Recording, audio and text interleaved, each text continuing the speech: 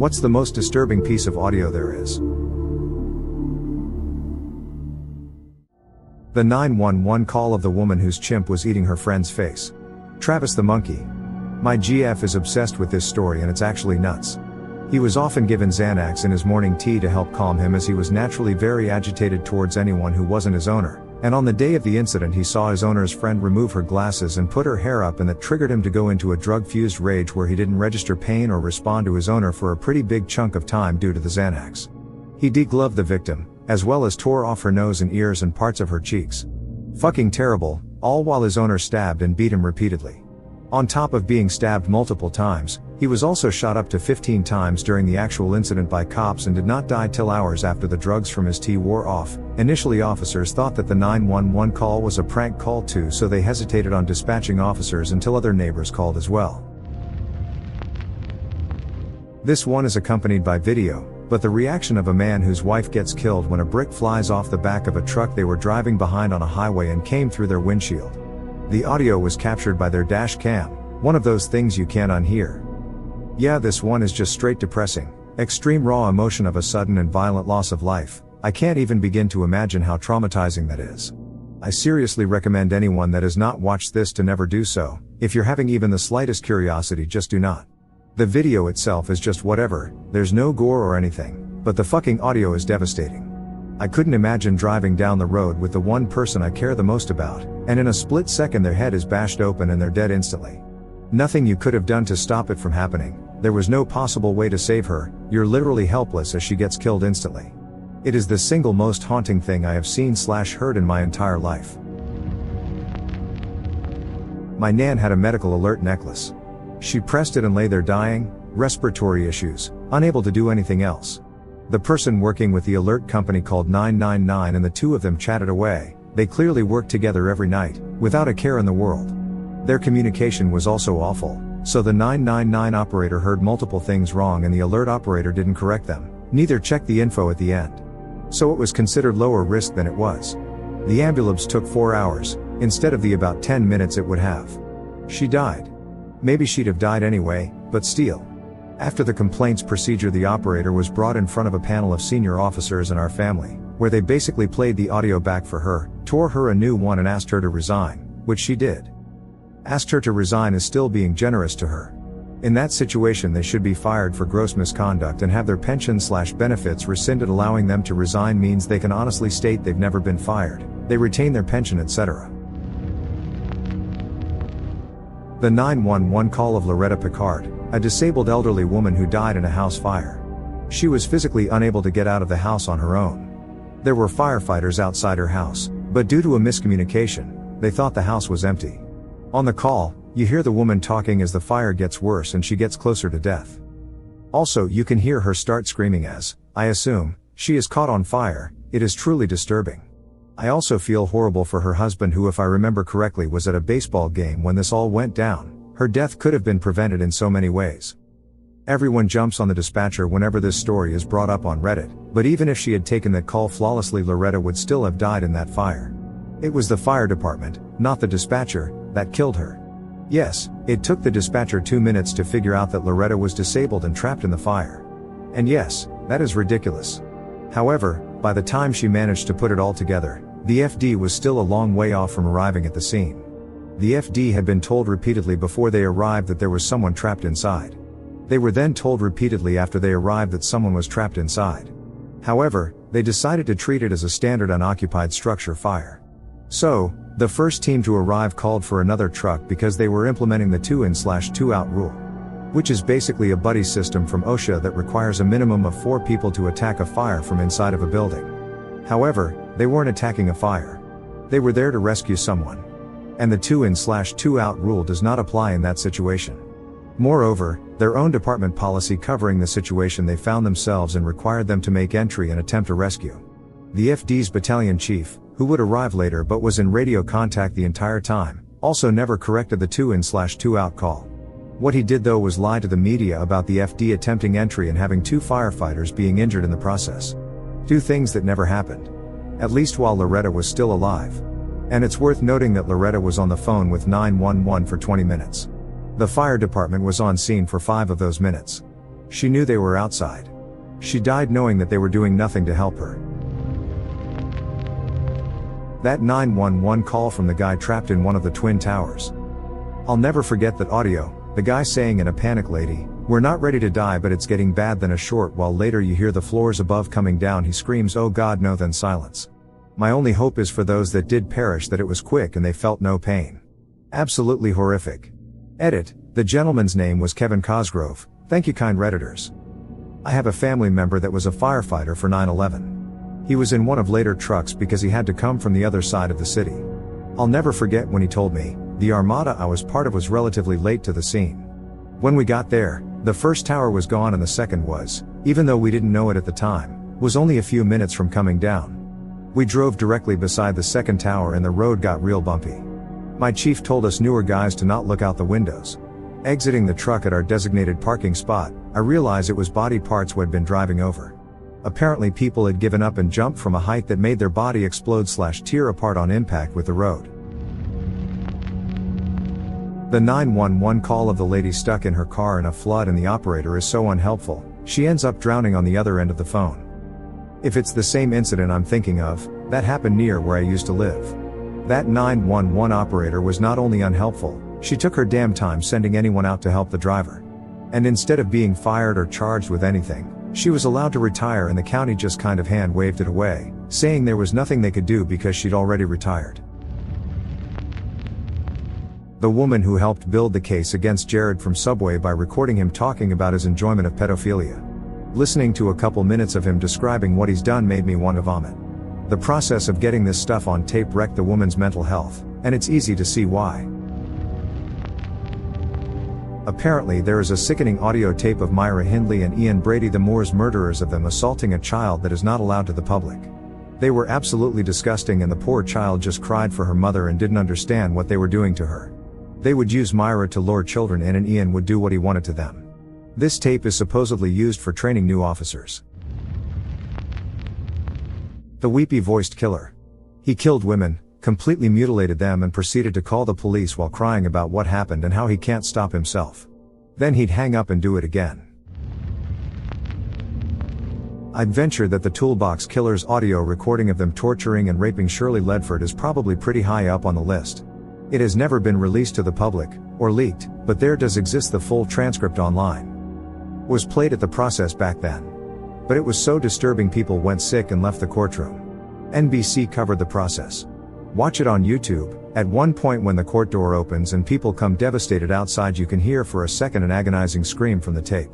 The detective that arrested Bittaker and Norris died of suicide 2 years later. In his final words he wrote hearing the tape started a trauma in him he couldn't get out of his head. Another guy that could listen to the tape was actor Scott Glenn. While filming Silence of the Lambs he got the chance. He thought, okay, maybe it's good for my film character. He couldn't make it longer than a few minutes. The Apollo 1 crew. Those guys were the coolest, calmest, most extensively well-trained former combat/test fighter pilots in the world, and all they could do was scream. That audio kept me up the night I heard it the first time. For me it's Alessandro Moreschi, the last castrato, singing Ave Maria. For those who don't know, castrato was a type of voice only belonged to children who were castrated before puberty. The parents of the children usually did this to preserve the children's high voices so they can keep singing and make them money. There's an audio of Alessandro singing Ave Maria on YouTube. The voice is very eerie because this voice came from a man who's also a boy and he was also around his 40s or 50s when it was recorded. The comment that I saw under the video that stuck with me said something like his voice is in between a child's and a woman's voice. The poor social worker who called 911 when Josh Powell, who it is believed was involved in his wife Susan's disappearance, locked himself and his 2 kids in the house and locked her out, is maddening. The 911 operator keeps saying who? What? While the social worker is pleading for police, trying to explain that this madman has the 2 kids. Josh Powell then blew the house up with him and the 2 kids inside. Went through YouTube Shorts the other day and for some reason it sent me into a video of a young girl, maybe like 10 or 11, screaming and crying her head off saying she's sorry and she thought it wasn't real. Her mother cursing at her while an officer handcuffed the kid and was calmly asking her questions, stuff like where the knife was, she had thrown it out the window, and saying he was gonna sit her down in the car, and so on. Turns out the mother had taken her off some meds when it shouldn't have happened, and she stabbed her brother to death thinking she was in a nightmare. Her mom saying stuff like "you better pray he lives" and such. Why the hell it was on shorts was beyond me, but it wasn't really what I wanted to hear before heading to sleep. The Ruth Price 911 call where she's this old woman living alone in her apartment when some stranger keeps trying to get in. He eventually does, and then she can be heard screaming for her life. I think he was stabbing her. Fortunately, she survived and lived another 14 years. Pretty sure it was used to train dispatch in the past for how horrific the audio is. Probably the audio of Timothy Treadwell and his girlfriend getting eaten by bears. Edit: I never said that I heard that audio. I only watched Werner Herzog listen to it. The question was, what's the most disturbing piece of audio that exists, not what's the most disturbing piece of audio that you heard? The 911 call from one of the teachers present at the Columbine school shooting. You can hear the gunshots and the gunmen cheering and whooping. You also hear when they enter the library, which is where they killed the most students. It's chilling. My high school girlfriend's sister was a student at Columbine at the time. She survived simply because another person died very close to her and the gunman thought he got them both. Her stories were beyond description of sadness and agony. She is mostly okay today, from what I understand, but it took a long time to get there. I'm related by marriage to a survivor. She knew the shooters very well. She was in the library that day. She survived only because she had been nice to them. They told her so as they killed the girl next to her. Survivor's guilt is real, and can be devastating. The video that came out a few years ago in Pennsylvania, I believe. Two neighbors were arguing over snow removal or something petty. Sounds like it had been going on for some time. Neighbor shoots the female in the street, then goes inside and gets a rifle. As he approaches her lying there in the street, the audio picks up him mentioning "next time you'll keep your fucking mouth shut," and then shoots her point blank in the middle of the street. I've seen/heard a lot of nasty stuff on Reddit. But that video/audio will live with me forever as a testament of the evil humans are capable of. The old guy also kills the woman's husband, who was taunting him alongside her moments earlier. Then he goes into his house and kills himself, though this part is obviously not captured on the doorbell video. Jeffrey Spade was his name. He was 47 years old. And yes, he was in the Navy. The mom screaming her heart out when she walks in on her son who just blasted his face off with a shotgun. It's from the 4chan kid suicide video years ago. Yeah, the gore was pretty intense, but it was so quick you don't really process it. Then his mom comes home with his little sisters and it's the worst piece of audio I have heard. Fucked me up for a good while and got me to stop being so morbidly curious, because there are some things we just shouldn't see or hear willingly. The 911 call Jennifer Pan made after she hired people to try and kill her parents. At one point her surviving father starts shouting and yelling in the background. This is after he had been shot multiple times, I think one of which may have been to his head or neck. When I tell you that I can still hear her father's screams, I mean it. It might not be the worst thing on here, but it's fucking harrowing. I unknowingly met her once years ago, while she was, and still is, in prison. I was a part of a group that did a course with some of the inmates. She just went by Jenny, and although I knew about the case, I didn't put two and two together. I just thought, wow, she seems really nice. Wonder what she did to get in here. Our instructor told us not to research any of them until the course was complete. I looked them all up immediately after the course finished and almost threw up. I'm still shook. One time in the classroom she came up and tickled my sides. It makes me sick just thinking about it. Americans won't know this, but here in Brazil there's a criminal called Fernandinho Beira March. This guy was the head of the Comando Vermelho, or Red Command, the narco ring that rules Rio de Janeiro. You can read up on him. He was a mastermind of crime, extremely intelligent man but also absolutely cruel and ruthless. In 1999, a 21-year-old student called Michelle Anderson had an affair with one of Beira Mar's girlfriends. Michelle had one date with the girl, right after securing his first job as an assistant in IT. Beira Mar ordered his execution. Michelle was tortured for 1 hour. After that, Beira Mar called him. The call was taped, as police was onto Beira Mar, but they never expected to hear this. The one where these two teens go into this guy's basement and without them knowing he's waiting down there with his gun and shoots both of them, and can hear the guy say something right before he shoots girl as she's trying to go back up the stairs. I can't remember all what happened, but that was pretty chilling. Maybe someone here knows what I'm talking about. I remember that. Apparently, The BF had been breaking into this guy's house for a while. Homeowner contacted police, told them he suspected this young man, and they said there was nothing they could do.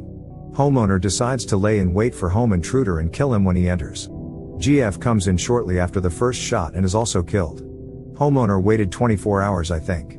May have been 48, to inform police he had killed 2 people because he didn't want to bother them in Thanksgiving. Edit, they were cousins, not dating.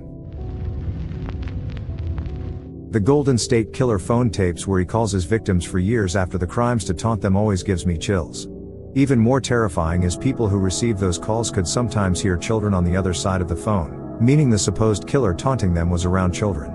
Now that he's caught, it's crazy to think those were probably his kids or grandkids. Accompanied by video, but a lot of the school children who drowned on the MV Sewol recorded short video clips as the ship was sinking. Hearing the crew telling the students over loudspeaker to stay in place and stay on board is absolutely chilling. The children make snide remarks about how crazy it is to stay on board with the ship listing so far, but they remain in place. I remember watching these when it happened. Some students laughing and joking, others crying and trying to call their parents, some sat silently either awaiting rescue or death. Seeing them struggling to sit as the ship is sinking, struggling to stay out of the rising water, and the point where they start realizing they're doomed. Wasn't the best idea for 14-year-old me to watch. The loudspeaker was stuck on the announcement to stay in place. There were ways to still notify everyone. It was just a colossal failure of negligence by all involved. The captain changed clothes to not be recognized and did not tell rescuers about the kids trapped inside. The government wouldn't send help until they received video of the event, which got delayed and delayed. Basically everything that could be ignored was ignored, right down to ship maintenance and an inexperienced crew giving wrong coordinates, steering into unrecommended route, and turning the ship irrevocably to one side, causing all the unlatched vehicles and cargo to pile onto that side.